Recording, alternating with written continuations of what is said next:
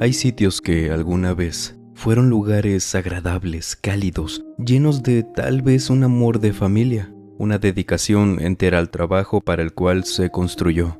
Ejemplos hay muchos. El punto es que los relatos que nos compartieron para esta ocasión me hacen preguntarle qué tenga que ocurrir en una propiedad para que se convierta en todo lo contrario de lo que fue alguna vez y quedar maldito. ¿Qué especie de maldición, qué efectos tendrá? Bueno, eso es lo que estaremos escuchando el día de hoy. Así que mientras recorremos cada lugar del que les contemos, permítame acompañarlos durante cualquier actividad que estén realizando o pónganse cómodos. Vamos a desconectarnos un ratito del estrés y de la prisa del mundo exterior y mejor preparen y acompáñenos con la bebida de su preferencia y vámonos directo a Estados Unidos. No se nos mencionó el estado, pero prefiere quien nos lo compartió que se omita, por una cuestión que comprenderá más adelante. Claro, la persona también prefiere el anonimato, por esta misma razón.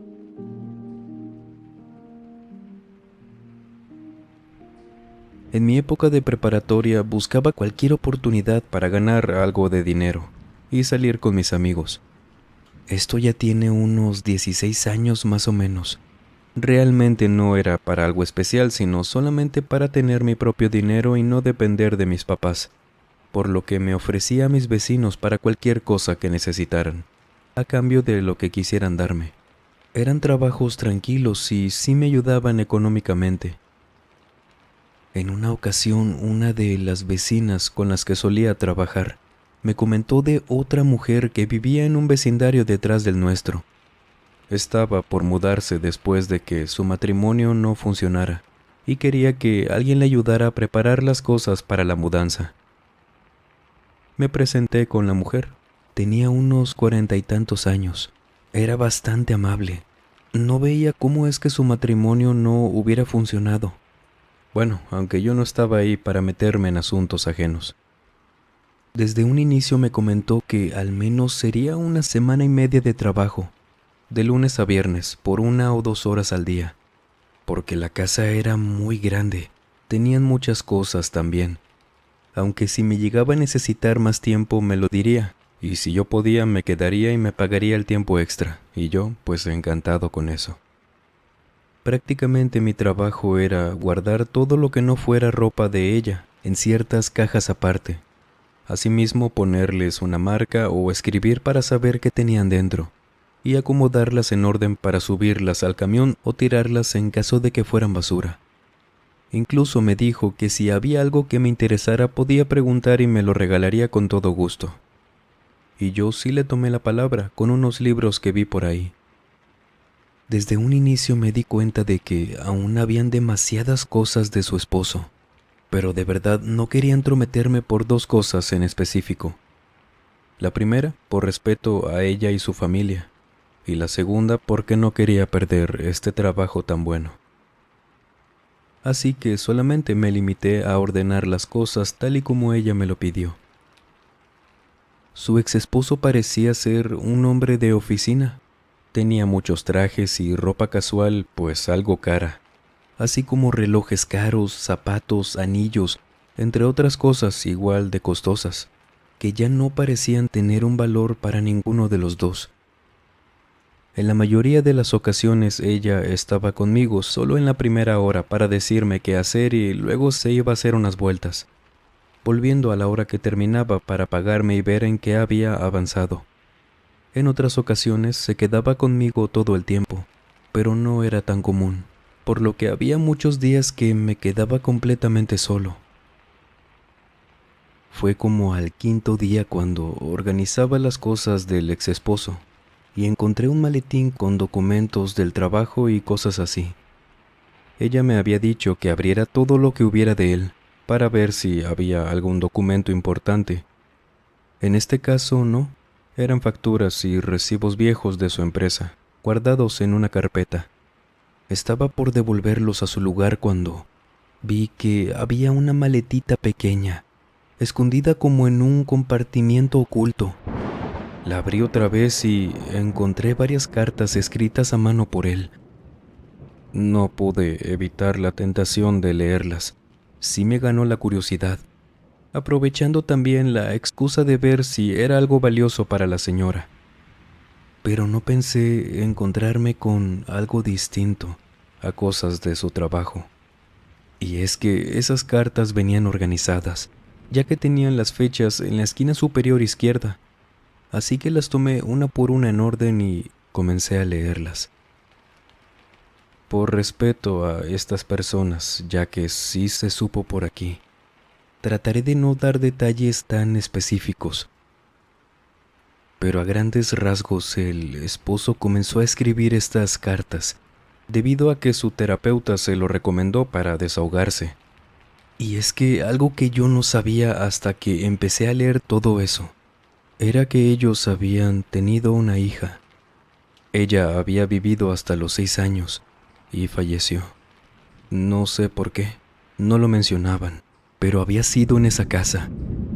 En ninguna de las cartas se leía qué había pasado exactamente, pero sí se percibía cuando las leía que el esposo estaba muy arrepentido de lo que había pasado, que cargaba con mucha culpa.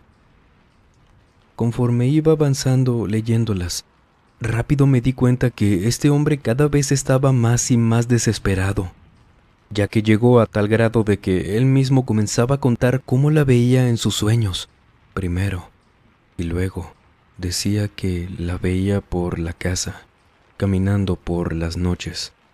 Bueno, solo alcanzaba, por ejemplo, a verle los pies, perdiéndose en los pasillos o la pura sombra. Contaba más adelante que a veces veía una silueta que era parecida a su hija, en el rincón de su habitación, de pie, ahí quieta, pero él nunca se le acercaba. Después él comenzó a escucharla. Era su voz, decía en las cartas, que le hablaba. Le decía papá o lo llamaba por su nombre directamente.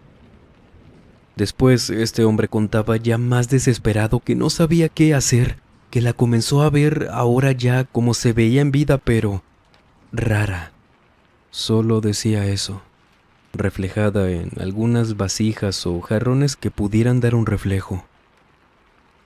Hasta que un día, en el fondo de su cuarto mientras se peinaba en el espejo, por medio del reflejo, la vio. Ahora sí, bien. Él escribía que estaba seguro que ella era su hija, pero no se veía como antes. En un inicio él decía que no quería compartir esto con su esposa, ni su terapeuta. Creía que se estaba volviendo loco, por lo que buscaría una explicación razonable antes de contarle a alguien más. Solamente llegué hasta ahí ese día. La señora llegó más pronto de lo habitual, por lo que guardé las cartas como pude y el maletín lo guardé en una de las cajas que estaban ahí. No le conté nada a la señora, pero creo que ella notó que estaba nervioso. Me preguntó si había encontrado algo importante, y me limité a decir que ese día andaba distraído por algo que me había pasado en la escuela. Sé que no me creyó, pero al menos ya no insistió. Cuando estaba por salir, miré de nuevo hacia atrás y pude ver cómo comenzó a buscar en la caja donde guardé el maletín, como si quisiera saber qué había visto. Al día siguiente terminé de leer las cartas en un momento que pude. Seguían escondidas, las cuales no concluían en algo especial. Es decir, lo último que se podía leer era que los sucesos paranormales no habían parado, eran cada vez peores, y que su exesposa no le creyó. Incluso le molestó al punto de ser un tema de discusión entre ellos. A mí en esa casa no me había pasado nada de ese estilo. No había visto o escuchado nada raro, pero ahora sí sentía miedo de que me pasara. Al día siguiente, esa tarde, ella se quedó conmigo todo el tiempo, pero era distinta.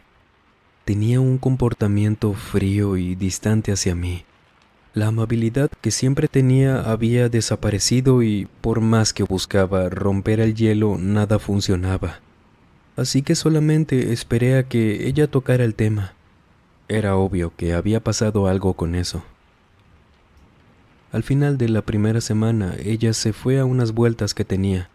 Yo me puse mis audífonos y me enfoqué ya en terminar. Aunque la señora no tardó mucho. Al cabo de media hora ya estaba de vuelta en casa. Había traído algo de comer y me dijo que era para los dos. Ambos nos sentamos a comer y fue ahí cuando empezó a platicar de eso. Inició preguntándome sobre qué sabía yo acerca de su familia o qué había escuchado. Yo le dije la verdad, que solo la conocía por la recomendación de otra vecina, y siento que ella sabía que había descubierto algo por ahí. Después, de la nada, me empezó a contar la manera en cómo habían perdido a su hija. Se había caído de las escaleras cuando ellos estaban cocinando y lamentablemente falleció en ese instante. De ahí en adelante, para ellos, todo se fue en picada. Dijo que nunca lo superaron. Ella lo intentó, pero su exmarido se había obsesionado con el tema paranormal. El hecho de que él la veía por toda la casa. Por obvias razones no quiso tomarse en serio lo que le decía, pero la situación escaló a tal grado que una noche, y esto me pidió que no le dijera a nadie. Si llegaba a platicarlo, que no supieran de quién se trataba, vaya. Le llamaron para decirle que habían arrestado a su esposo. Lo habían encontrado intentando sacar el cuerpo de su hija de la tumba en la que estaba enterrada. Bueno, no, sí la sacó, pero aún estaba en el cementerio cuando lo arrestaron. Le hicieron un montón de pruebas psicológicas que lo llevaron hasta un hospital psiquiátrico, donde iba a estar mucho tiempo, y en tratamiento todavía más. Y claro, esto terminó de separarlos. Al escuchar todo esto, entendí por qué buscaba salir de ahí como fuera. Me sentí mal por ella, así que traté de no entrometerme más. Disculparme por haberla orillado tal vez a contármelo. Y me ofrecí a ayudar en lo que pudiera, aunque no estuviera dentro de mi trabajo. Terminó esa semana y media. Nos despedimos, muy bien de hecho. Tal vez eso le ayudó a sentirse mejor. Aunque no volvimos a tocar ese tema que yo, de alguna manera, no procesé hasta ahora. Le deseé lo mejor, ya que me contó que en una semana se mudaría de ahí. Pasaron meses hasta que volviera a pensar en aquella familia. Y fue solo porque mi madre llega conmigo, me muestra su teléfono y me pregunta: ¿te acuerdas de la señora para la que trabajaste, ayudándola a sacar sus cosas de la casa? Mira. Veo el teléfono y ahí está. La noticia de que a esa señora la estaban buscando por ser la principal sospechosa de haber desenterrado el cuerpo de su hija del panteón. No la encontraban a ni una de las dos. Mi relato es completamente real. La noticia, el enlace lo tengo guardado en muchas partes, porque esa sí fue una noticia más que notoria, la última, la de la señora. Solo que hay que respetar a la familia también. Tal vez solo haya que esperar algo de tiempo y se pueda compartir, no sé. Y este es mi relato, de cómo viví de cerca, se podría decir, con eso que tal vez tenía la casa.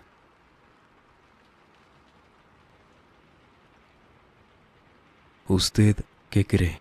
¿Podría ser alguna marca que se haya quedado?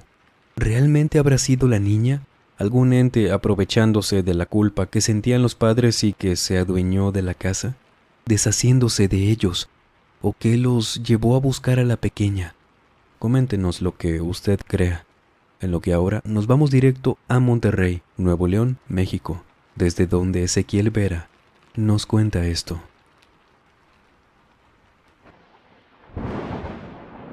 Cuando empecé a trabajar en un pequeño despacho de abogados cerca del centro de Monterrey, específicamente por el área del obispado.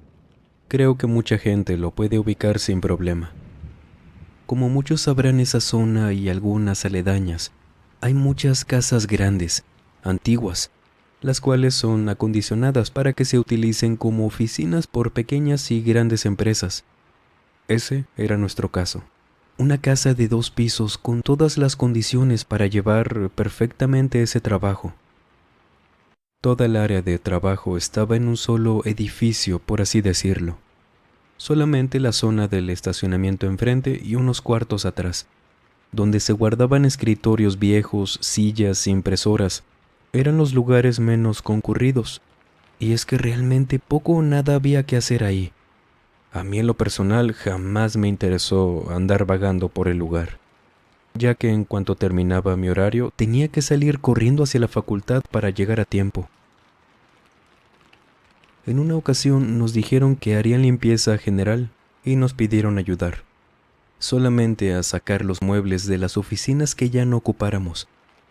A mí me dio igual, prefería eso que estar sentado frente a mi computadora nada más escribiendo. Así que me puse a sacar todo con un compañero.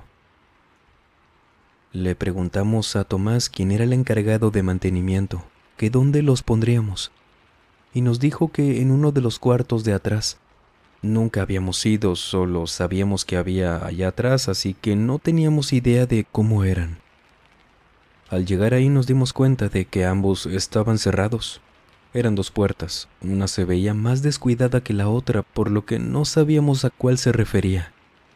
Me regresé, le pregunté y solo me dijo que la puerta de la derecha. Me dio las llaves y regresé con mi compañero. Al llegar abrimos el que nos dijo. En eso otros compañeros llevaron otros muebles y nos pidieron meterlos también. Por mí no había problema, así que los dejaron y se fueron prometiéndonos que nos pagarían la comida de ese día, por el favor. Fuimos metiendo todo, ya que Tomás estaba ayudando a sacar muebles más grandes de las oficinas de los jefes. Sin embargo, luego de un rato, nos dimos cuenta de que ya no había más espacio, y aún faltaban 2 sillas y un escritorio. Nos quedamos ahí sin saber qué hacer. Yo opté por esperar a Tomás, mientras que mi compañero insistió en abrir el otro cuarto y meter las cosas ahí.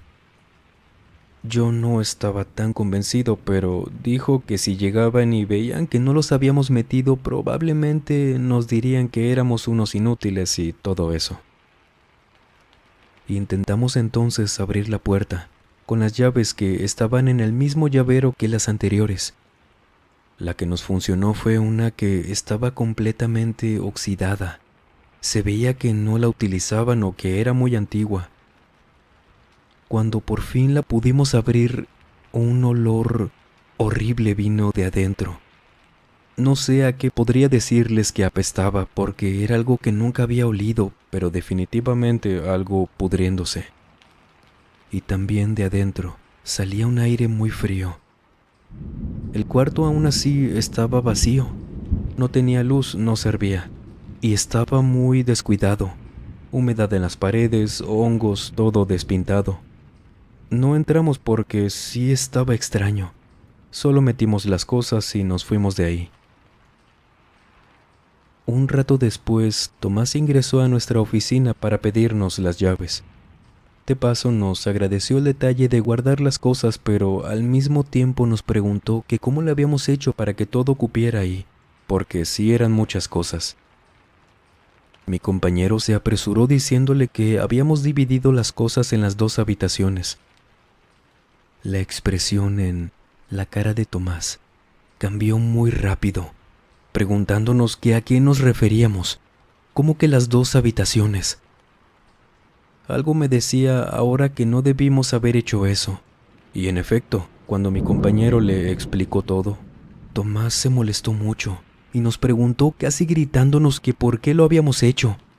Nosotros le confesamos que nuestras intenciones solo eran guardar bien las cosas porque ya no cabían, y por una parte como que sí nos entendió. Después cambió su expresión de enojo por preocupación, y ahora nos preguntó que si nadie nos había visto. Le respondimos que no, y nos pidió que ese día nos quedáramos 1 hora más para sacar lo que habíamos metido en el cuarto vacío y lo cambiáramos al otro. Ambos aceptamos para enmendar nuestro error. Sin embargo, Nos dijo que fuéramos muy discretos y no le dijéramos a nadie lo que habíamos hecho. Cuando solamente nosotros tres estábamos en el edificio, no tardamos mucho en acomodar todo de nuevo, y al terminar mi compañero sí le preguntó a Tomás que por qué tanto alboroto, o si planeaban utilizar ese cuarto para otras cosas. Él no nos quería decir nada, y como teníamos una buena relación con él, le dijimos en broma, pero con un poco de chantaje, que si no nos decía, le comentaríamos a nuestra jefa que nos había hecho quedarnos horas extra y ahora nos debía dinero. Y aceptó, y nos contó que en un principio aquel edificio era una casa. Y sí, fácil te dabas cuenta por cómo estaba construida, y lo que les dije al principio yo no lo sabía hasta ahora, pero no tenía misterio, no era relevante. Ahí vivió una familia de puros abogados, desde los padres hasta los 3 hijos, por lo que optaron por poner su propio despacho. La hija mayor tendría una oficina principal en el edificio donde estaban las demás, mientras que los hermanos menores tendrían aquellas habitaciones, las de atrás, y serían los segundos al mando. Pero nos dijo Tomás que nuestra jefa sí conoció a esa familia, a todos, y le contó que eran al menos los hermanos varones, muy avariciosos pero mal. Ellos se querían quedar con lo que la hermana tenía y con otros negocios de los papás. Y dice Tomás que en una de las tantas discusiones fuertes y feas que tenían entre los dos, en un arranque de, no sé si se podría decir, ira, locura, rabia, uno le quitó la vida a otro, pegándole con algo pesado en la cabeza. Tal vez no lo hizo con la intención de quitarle la vida, pero al calor de la discusión, no midió su fuerza y desafortunadamente perdió la vida ahí. El hermano fue a la cárcel y la hermana continuó con el negocio un tiempo después, hasta que, y escuchen bien, falleció de causas naturales. A sus apenas 40 años, no saben qué pasó con ella. Sin embargo, ella había dejado en claro antes de hacer la venta del edificio porque sí, ella falleció cuando tenía otros negocios y despachos.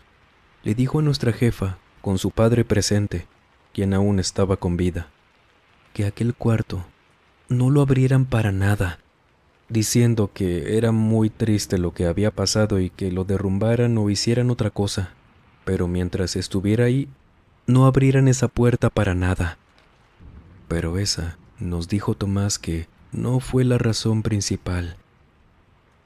Nos contaba que nuestra jefa le dijo que antes de nosotros habían establecido otros negocios, otras personas incluso, los tenían para renta, pero que pasaban muchas cosas extrañas. No dijeron mucho de eso, solo que había ruidos raros, voces, movían la puerta azotándola, la de esa habitación, hasta que la abrían y el negocio que tuvieran fracasaba. Eso nos contaba él, quién sabe, pero aunque nosotros no le creyéramos, él se veía muy seguro contándonos esto, diciéndonos por último que había puertas que no se debían abrir, y no solo en el sentido literal. Sí se veía preocupado. Pensé que solo era eso, una historia y ya. Hasta que no poco a poco, sino de mucho en mucho, todo se fue en picada. Al día siguiente, durante la hora de comida, cuando uno de los jefes fue a visitar a un cliente, sufrió un accidente en su auto muy grave, que lo llevó al hospital por semanas. Además de que la relación con aquel cliente, uno muy importante y recurrente para la compañía, se quebró. Esa misma semana se metieron a robar por la noche, llevándose muchos archivos, computadoras y dinero, dañando las cámaras de seguridad sin que se pudiera saber nada. Y esos archivos eran muy importantes para ciertos casos. Así que imagínense el impacto que tuvo con muchos clientes. Fueron alrededor de 2 meses lo que le tomó a la empresa cerrar finalmente. Entre problemas ahora con los compañeros, accidentes en la oficina, máquinas descompuestas de la nada, y muchas eran nuevas. Tratos que no cerraban, casos perdidos, de todo, y de golpe. Hay malas rachas en los negocios, sí, pero esto no parecía ser solo eso. Todo esto llegó a que nos tuvieran que decir adiós del despacho. Creo que incluso se quedaron endeudados para poder pagarnos a todos nuestra liquidación correspondiente, y la casa u oficinas se puso en venta. Todo fue tan rápido que hasta apenas tiempo después de todo eso, contándole esta anécdota a mi novia, hice la relación a todo lo que pasó. Y creo yo, ya me dirán ustedes, que la casa se quedó con esas horribles intenciones de los hermanos. Y al perder la vida de esta forma, tan fea, algo quedó como sello o maldición.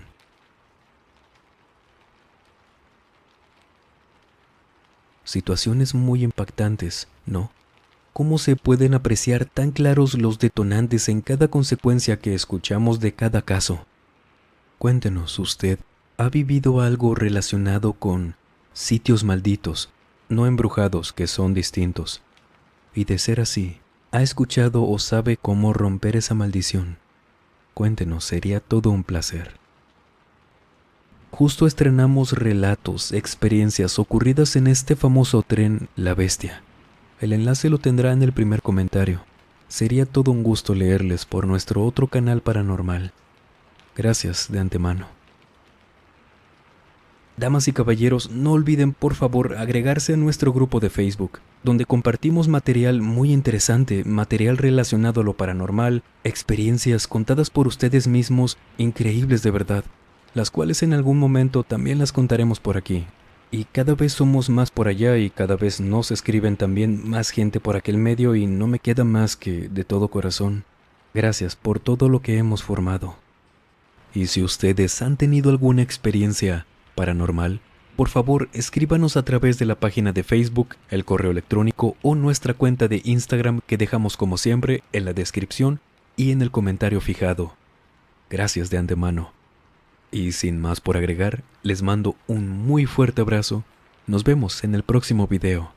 Y el último en salir, por favor, apague las luces y cierre las puertas del mausoleo. Buenas noches.